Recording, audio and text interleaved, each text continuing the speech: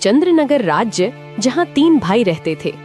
बड़े का नाम भीमा, मंझला का नाम लल्लन और सबसे छोटे भाई का नाम था भोला। पिताजी गुजर चुके हैं, तीनों भाई का विवाह भी हो गया। आज तीनों भाई पिता की संपत्ति का बंटवारा कर रहे हैं। आहा, देखो भाई, मैं सबसे बड़ा हूँ, इसलिए मैं बंटवारे का काम करूँगा। बोलो, तुम लोगों को मंजूर है? भैया, मैं तो मंझला हूँ, आप जो बोलोगे मुझे स्वीकार है। भैया, आप दोनों तो मेरे बड़े भैया हो, मैं तो सबसे छोटा हूँ। आप लोग जो फैसला करोगे मैं उसे स्वीकार कर लूंगा। पिता के जाने के बाद आप दोनों को मैं पिता स्वरूप मानता हूँ। तो फिर ठीक है, सबसे पहले हम खेतों का बंटवारा करते हैं। देखो भाई, हमारे पास 2 खेत हैं और एक मेड़ है। हम लोग 3 भाई हैं, इसलिए 2 खेत में से एक मैं और एक मंझला लल्लन का होगा और बचा मेड़ छोटा भाई यानी कि भोले का होगा। अरे वाह, बहुत अच्छा निर्णय है भैया, मुझे मंजूर है। कहो भोला, तुम तो चुप हो गए, क्या तुम्हें मंजूर नहीं? नहीं नहीं भैया, आप जो कहेंगे वह मुझे मंजूर है। अच्छा तो ठीक है, अब बारी आती है हमारे पिताजी द्वारा लगाए गए आम के पेड़ का। चलो अब आम पेड़ के पास चलते हैं। अब तीनों भाई आम पेड़ के पास आते हैं। आम के पेड़ में 2 डाली है, दोनों डालियों में आम के फल लदे हुए हैं। देखो भाई, ये है आम का पेड़। अब इसका बंटवारा भी कर लेते हैं। देखो, इसमें 2 डाली है और एक जड़ है। इन 2 डाली में से एक डाली मेरा होगा और एक लल्लन का होगा और जड़ भोला का होगा। बहुत अच्छा भैया, ये फैसला भी मुझे मंजूर है। आप लोग तो बड़े हो, मैं तो सबसे छोटा हूँ। मैं भला आप लोगों के बात को कैसे टाल सकता हूँ? मुझे भी मंजूर है भैया। अब तीनों भाई घर के पास आते हैं। अब घर का बंटवारा भी होना है। तो फिर ठीक है, अब बारी आती है इस घर की। इस घर में 4 कमरे हैं और एक छत है। 2 कमरा मेरा होगा और 2 कमरा लल्लन का, और जो खप्पर का छत बच जाएगा वो भोला का होगा। भीमा के इस फैसले से भोला बहुत दुखी हो जाता है। फिर भी बड़े भाई का फैसला मानकर वो कुछ नहीं कहता है। इस तरह घर का बंटवारा भी पूरा हो जाता है। अरे भैया, खेत, पेड़ और घर के बाद और एक जरूरी चीज तो आप भूल ही गए। अरे लल्लन, वो क्या जरूरी चीज है जो मैं भूल गया हूँ? क्या तुम मुझे याद दिला सकते हो? भैया, पिताजी ने हम तीनों भाइयों के लिए कुछ रुपए पैसे भी तो छोड़ गए हैं, आप उसे कैसे भूल सकते हो? अरे हाँ, याद आया, जरा रुको, मैं अभी लेकर आता हूँ। बड़ा भाई भीमा घर के अंदर से एक मटका लेकर आता है, जिसमें कई सिक्के भरे थे और उनमें से कुछ पुराने जमाने के सिक्के भी थे। देखो भाइयों, इसमें से 2 प्रकार के सिक्के हैं। एक जो अभी वर्तमान में चल रही हैं, वहीं दूसरा जो हमारे दादा के दादा के दादा जमाने के हैं, यानी कि बहुत पुराने जमाने के सिक्के हैं, जो कि कुछ अजीब धातुओं के साथ बनाया गया है। तो भैया, अब इन सिक्कों का कैसे बंटवारा करोगे आप? तो सुनो, अभी के जमाने में जितने भी सिक्के चल रहे हैं, उन सिक्कों को मैं और मंझला भाई लल्लन का होगा, और जो सिक्के बहुत पुराने हैं, जो कि पुराने धातुओं से बनाए गए हैं, वो भोला का होगा। इस तरह दोनों भाई रुपए पैसे को भी ले जाते हैं।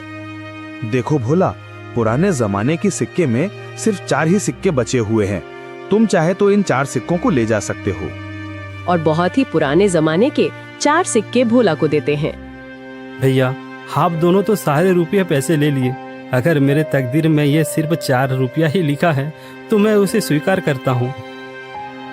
भोला अपने हिस्से के 4 सिक्कों को लेकर घर के अंदर जा ही रहा था कि तभी बड़ा भाई रोककर कहता है, अरे भोला, तू पगला गया है क्या? तूने सुना नहीं? बंटवारा हो गया है। अब इस घर में हम रहेंगे। तुम्हारा हिस्सा तो छत में है, तुमको तो बंटवारा छत में दिया गया है। अब तुम उस खप्पर छत में जाकर रह सकते हो। इस घर के अंदर अब तुम नहीं रह सकते। अब ये घर हम दोनों का हुआ। भैया, आप ही कैसी बातें कर रहे हो? मैं कहाँ जाऊँगा? मेरा तो अभी अभी शादी हुआ है, मैं कहाँ रहूँगा भैया? अरे भोला भाई, ये तो तुम्हें पहले सोचना था ना, जब बंटवारा चल रहा था। अब पछताए क्या करें जब चिड़िया चुग गई खेत। दोनों भाई ने भोला और उसकी पत्नी को घर से धक्के मारकर बाहर कर दिया।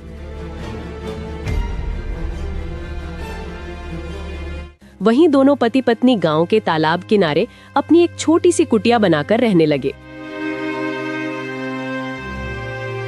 हे भगवान, यह हमारे साथ क्या हो रहा है? अब ना घर का रहे ना घाट का, कैसे चलेगा जीवन? 2 वक्त की रोटी तो छोड़ो, एक रोटी भी नसीब में नहीं है। अब रोते जाओ, जी भर के रोते रहो। अकल तो तुम्हारी घास चढ़ने गई थी, मेरी मती मारी गई थी जो मैंने तुम्हारे साथ विवाह किया। मेरी तो किस्मत ही खराब है। बड़े भाई बोलकर तुमने कुछ ज्यादा ही इज्जत दे दी। देख लिया नतीजा, अब भुगतो। पद्मा, वह दोनों मेरे बड़े भाई थे। अब बताओ भला, मैं उनसे कैसे सवाल जवाब करता? अच्छा, तुम्हारे बड़े भाइयों ने तो अपने छोटे भाई के लिए कुछ नहीं सोचा?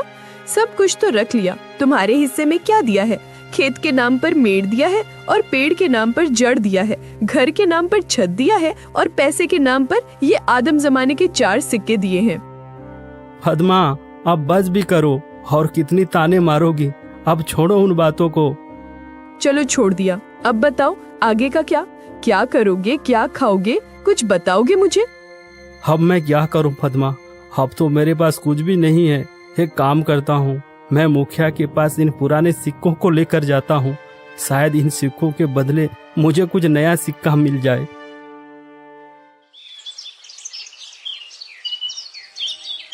भोला बड़ी उम्मीदें के साथ उन 4 सिक्कों को लेकर मुखिया के पास जाता है।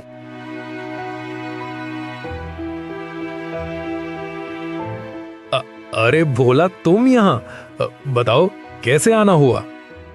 मुखिया जी, मेरे पास ये सिर्फ 4 सिक्के ही हैं। क्या आप इन सिक्के के बदले मुझे कुछ नए सिक्के दे सकते हैं? अरे भोला, ये सिक्के बेकार हैं। अब ये चलन में नहीं रहा। भला तुम्हें इन सिक्कों के बदले कौन पैसे देगा? सच में तुम बहुत भोला हो। अब मैं क्या करूं? हे भगवान, मैं तो बर्बाद हो गया। मेरा सब कुछ लुट गया। अब देखो भोला, मैंने भी तुम तीनों भाइयों के बंटवारे की बात सुनी है। सुनकर बहुत बुरा लगा। दोनों भाइयों ने तो सब कुछ ले लिया और बदले में तुम्हें कुछ नहीं दिया। ऊपर से उन निर्दयी भाइयों ने तुम्हें घर से भगा भी दिया। हे भगवान, ऐसा भाई तो दुश्मनों को भी ना मिले। अभी क्या करूं मुखिया जी?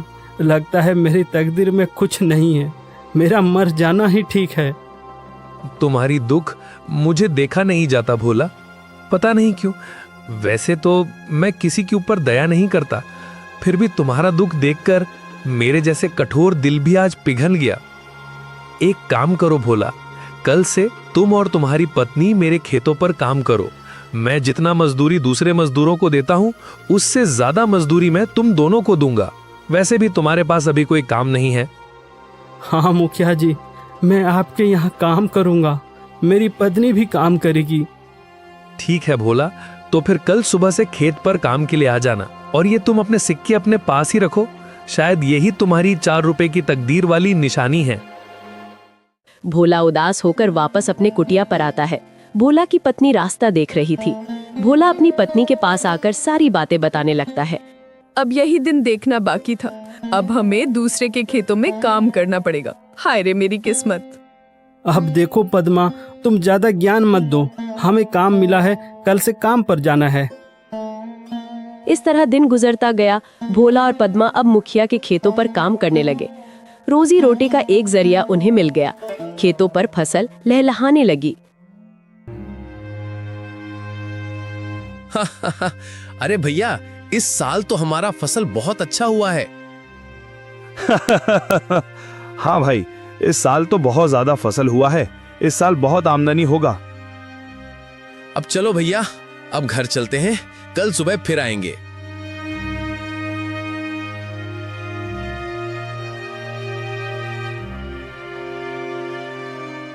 अरे पद्मा, देखो सुबह से दोपहर हो गया है, खाने का वक्त आ गया है। चलो कुछ खा लेते हैं। वैसे आज खाने में क्या है पद्मा? घर में जो भी थी रूखी सूखी सब ले आई हूँ, जाकर ठूसो। थके हारे भोला और पद्मा दोनों खेत के एक किनारे में बैठकर खाना खाने लगते हैं। अरे पद्मा, क्या हुआ? तुम अचानक खाना क्यों बंद कर दी? नहीं नहीं, कुछ नहीं। मैं तो बस ऐसे ही कुछ सोच रही थी। क्यों पद्मा, क्या हुआ, बताओ भी। देखो ना, हम कितना काम करते हैं सुबह से लेकर शाम तक। ऐसा कब तक चलेगा? क्या तुम्हें नहीं लगता कि हमारा कोई संतान भी हो जो बुढ़ापे में हमारा सहारा हो? हाँ पद्मा, बार बार मैं भी यही सोचता हूँ, पर क्या करें, यह सब हमारे हाथ में नहीं, यह तो ऊपर वालों के हाथ में है। पता नहीं किस जन्म की सजा भुगत रही हूँ। भगवान ने तो हमसे मुंह मोड़ लिया है। बेघर होकर हम भटक रहे हैं। हमारे भाग्य में कुछ नहीं, न कोई संतान, न कोई जमीन जायदाद। हाँ पद्मा, अब तो भगवान पर भी भरोसा उठने लगा है। भोला और पद्मा दोनों बातें कर ही रहे थे कि तभी वहाँ अचानक एक चिड़िया आकर बैठ जाती है। अरे अरे, ये देखो तो, यह तो एक चिड़िया है, हमारे पास ही आकर बैठ गई। लगता है इसे भूख लगी है, हमें इसे कुछ खाने को देना चाहिए। हाँ पद्मा, तुम इसे कुछ खिला दो, शायद भूख के मारे यहाँ आ गया होगा। पद्मा ने उस चिड़िया को कुछ चावल देती है। चिड़िया कुछ देर पद्मा को देखती रहती है, फिर चिड़िया उस चावल को खाकर उड़ जाती है। अब चलो पद्मा, घर चलते हैं, शाम भी हो रहा है। भोला और पद्मा दोनों खेतों पर काम करने के बाद अपना कुटिया पर चले जाते हैं।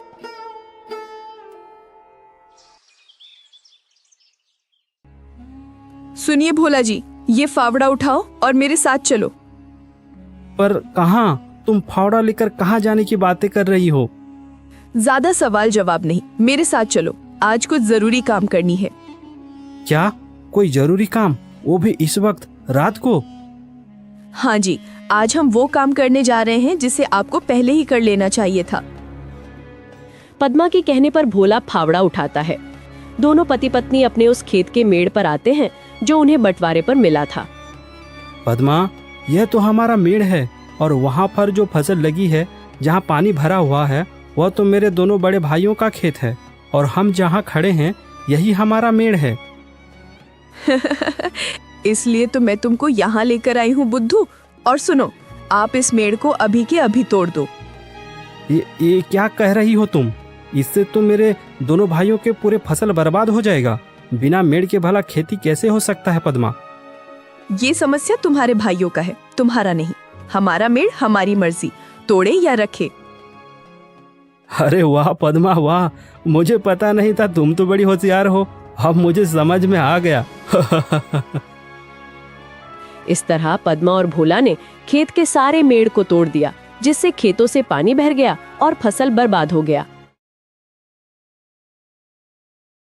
अगली सुबह जब दोनों भाई खेत पर पहुंचते हैं, हे भगवान, ये क्या हो गया? हमारे सभी फसल तो बर्बाद हो गया। कितनी अच्छी फसल लगी थी, सोचा था इस साल सोने के गहने लूंगा, पर सपना सपना ही रह गया। अरे भाई, हम दोनों तो बर्बाद हो गए रे। कितनी अच्छी फसल लगी थी, अब बिना पानी से सब सूख गया। भला अब फसल कैसे होगी? अरे भैया, वो देखो, खेत का मेड़ को किसी ने तोड़ दिया है। जब मेड़ ही नहीं है तो खेत में पानी कहाँ रहेगा और हम सिंचाई कैसे करेंगे? जरूर ये काम भोला का होगा, जरूर उसने होशियारी की होगी। भीमा और लल्लन दोनों रोते हुए घर को आते हैं। घर आकर अपनी पत्नियों को सारी कहानी बताने लगते हैं। अरे ये क्या हो गया? देखो जी, मेरी बात सुनो। अगर फसल बर्बाद हो गया है तो कोई बात नहीं, हमारा आम का पेड़ तो है। हाँ, तुमने बिल्कुल सही कहा, पर अभी आम पकने को कम से कम 12 से 15 दिन और लगेगा। हाँ भैया, जब आम पक जाएंगे तो हम उसे बाजार ले जाकर अच्छे पैसे कमा सकते हैं। हाँ लल्लन, तुम बिल्कुल ठीक कह रहे हो। अब यही एक रास्ता बचा है, वरना हम सब भूखे मर जाएंगे।